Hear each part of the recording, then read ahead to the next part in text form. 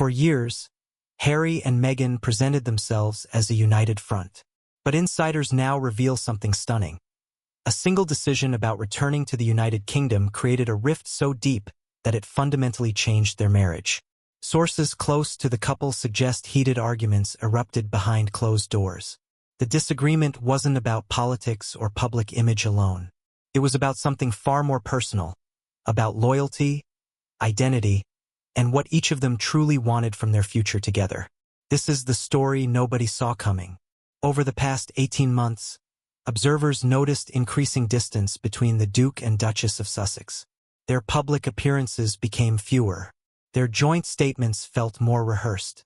Royal analysts began questioning whether the couple was genuinely unified or simply performing unity for the cameras.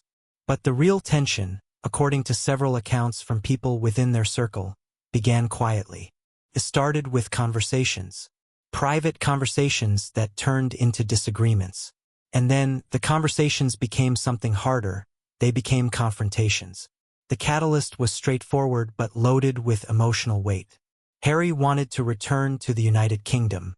Not permanently, not dramatically, but meaningfully. He wanted to rebuild relationships with family members. He wanted his children to know their heritage more deeply. He wanted to spend time on UK soil without it being a media event. Meghan, according to reports from those close to her, saw this differently. She believed returning to the UK sent a mixed message. After everything that had happened between them and the royal institution, after the pain, after the public disputes, she worried that a visible return would be interpreted as surrender. It would suggest they had been wrong to leave. It would hand ammunition to critics who had always said they couldn't make it work outside the royal system. Many believe this wasn't about geography at all. It was about narrative control. It was about who gets to define their story. For Meghan, the couple's independence meant maintaining distance. For Harry, independence meant having the freedom to choose whether to engage with his family, and he wanted to choose engagement. The conversations grew more intense. Harry apparently felt that Meghan was asking him to choose between reconciliation with his family and loyalty to her vision of their future. That's a devastating position for any spouse. Meghan, for her part, likely felt that Harry was underestimating the risks, both emotionally and reputationally. What made this different from other couples' arguments was the stakes. This wasn't about money or household decisions. This was about fundamental identity, about where they belonged, about what they had sacrificed and whether that sacrifice meant anything anymore. Neither of them was entirely wrong. Neither of them was entirely right. But the disagreement revealed something crucial. They didn't share the same vision for their future together. The United Kingdom wasn't just a location on a map. It represented something much deeper to Harry. It was home. It was his childhood. It was his mother's legacy.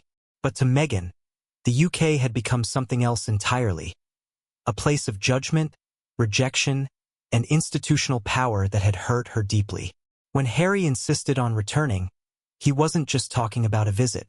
He was signaling that he was ready to reclaim part of his identity. For Meghan, that felt like a betrayal of everything they had built together in California. To understand why this mattered so intensely, you have to understand what the UK represents in their story. When Harry and Meghan left, it was framed as liberation. They were escaping tabloid harassment. They were rejecting a system that didn't protect Meghan.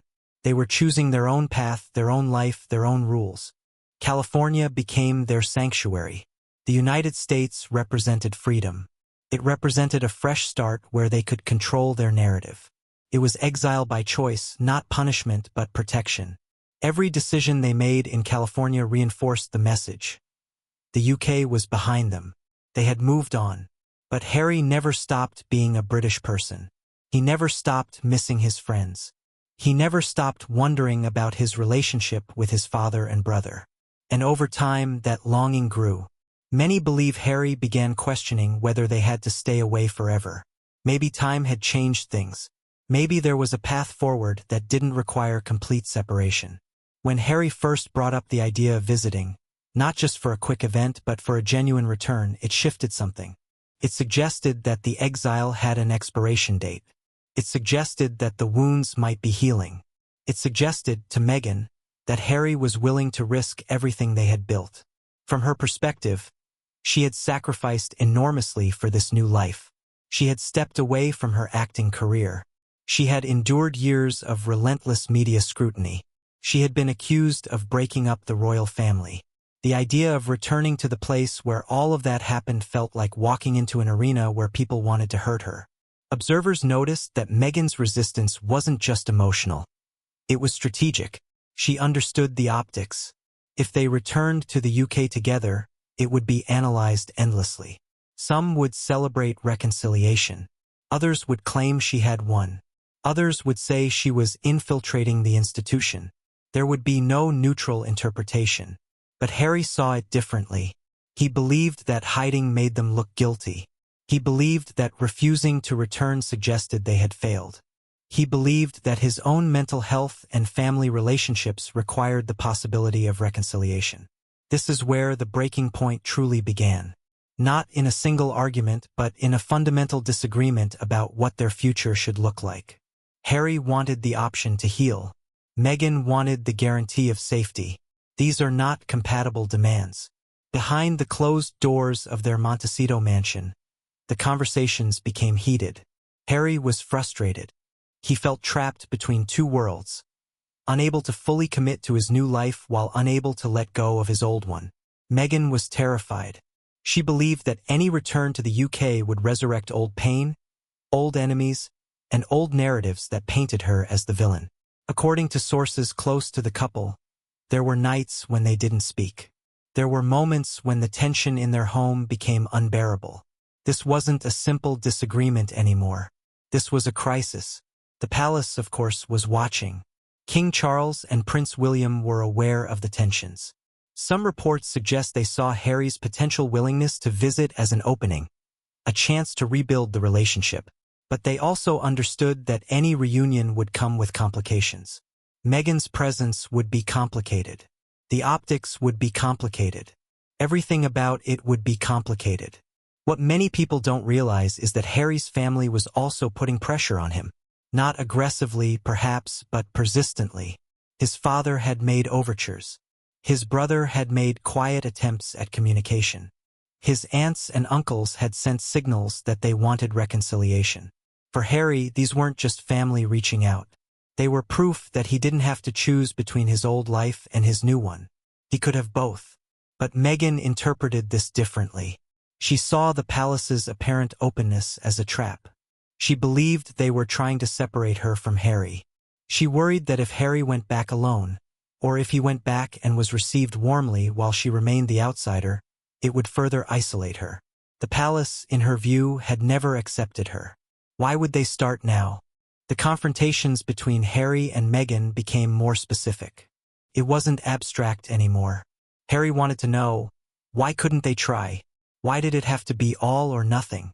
Why did reconciliation with his family mean betrayal of her?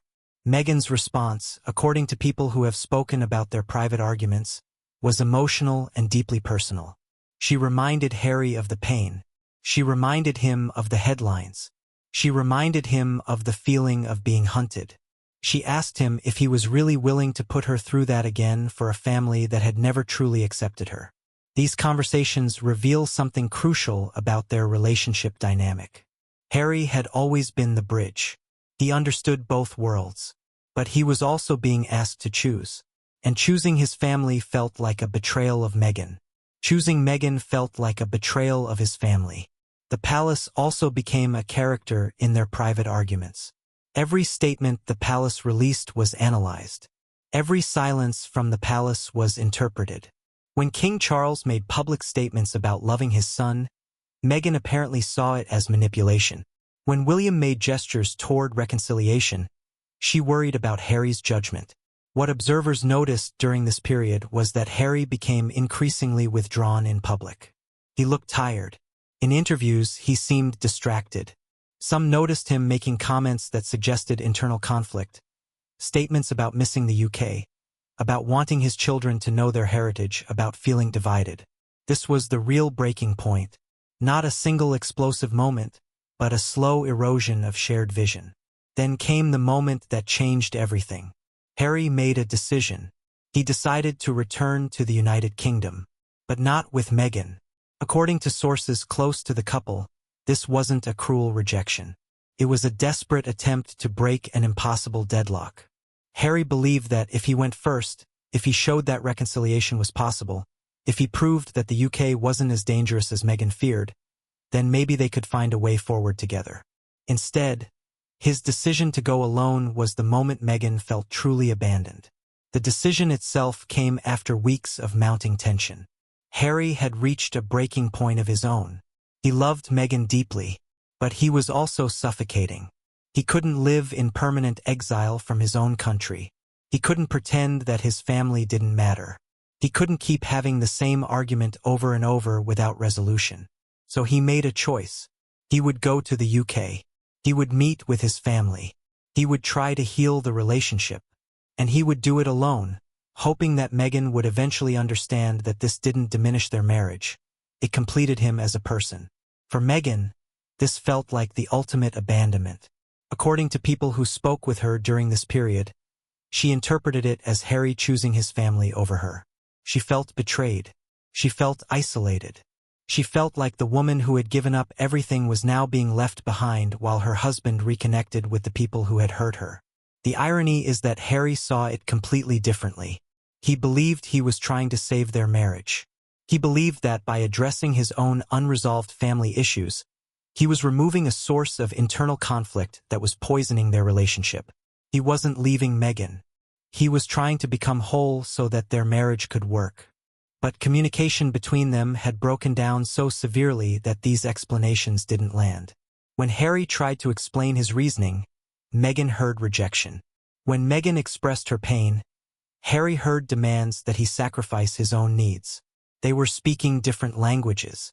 What many observers didn't realize was that this wasn't a sudden rupture. The decision to go alone was the culmination of months of unresolved tension. Harry had suggested compromises. He had offered to bring Meghan. He had promised to be careful. He had promised to protect her interests. But Meghan's fear had become too big, the wound too deep, and so Harry went. He boarded a plane. He returned to the UK. And in doing so, he created a rupture in his marriage that neither of them saw coming. The palace was reportedly stunned. They hadn't expected him to come alone. Some believed this signaled a separation. Others thought it meant Harry was finally breaking free from Meghan's control. But the reality was messier and sadder than that. It was a man torn between two identities, trying desperately to bridge two worlds that his wife believed were incompatible. When Harry landed in London, something shifted. The public narrative changed. The tabloids had a new story. And back in California, Meghan was alone with her thoughts and her fears. While Harry was in London trying to rebuild bridges with his family, Meghan was in California facing the darkest moment of her marriage. Friends who spoke with her during this period describe a woman in deep emotional pain. She felt abandoned. She felt betrayed. She felt like everything she had sacrificed had been for nothing. In private conversations, Meghan allegedly revealed thoughts she had never shared before. Doubts about the marriage, questions about whether Harry truly understood her, and fears about their future together. These weren't the thoughts of a woman fighting to save her relationship. These were the thoughts of someone considering whether the relationship could be saved at all. The isolation Meghan experienced during Harry's UK visit was profound. She was in their California home. She had their children. She had her projects and her work. But she was also completely alone with her thoughts. And those thoughts were devastating. According to people close to her, Meghan made a realization during this period. She had spent years believing that she and Harry were partners in exile.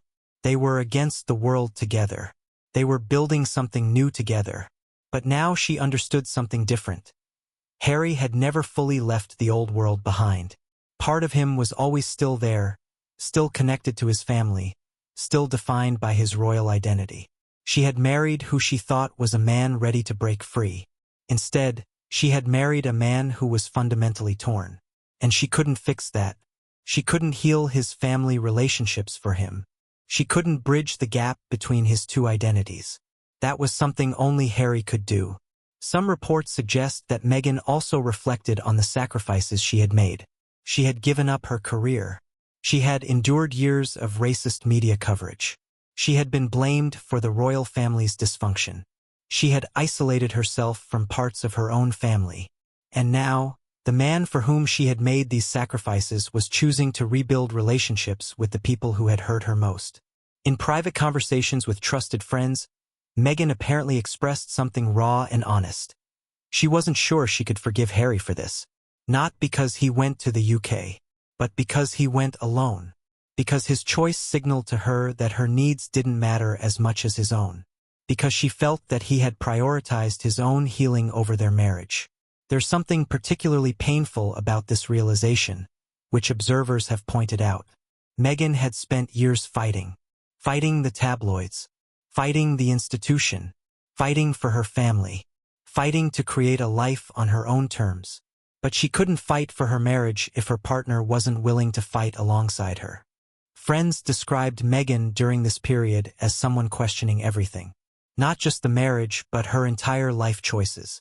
Had she been wrong to leave acting? Had she been wrong to move to California?